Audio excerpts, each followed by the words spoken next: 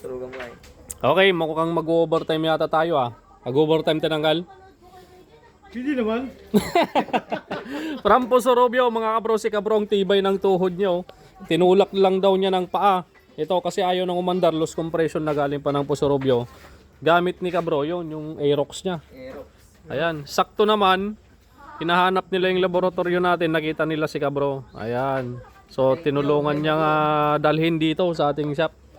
Ayan, kabro, salamat ah. Ayan. Lago sa vlog mo bro eh. Okay, salamat bro sa Oh. vlog mo bro. Ayan, sige bro. Okay.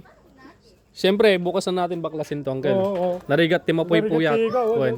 Baka pag bibinaliktad to gadyo wasar na ka, ano, imbis nga paabanti ti taray na, patras taon. Trust on. Okay. O ka bro. Uncle, dito ka na matutulog, uncle?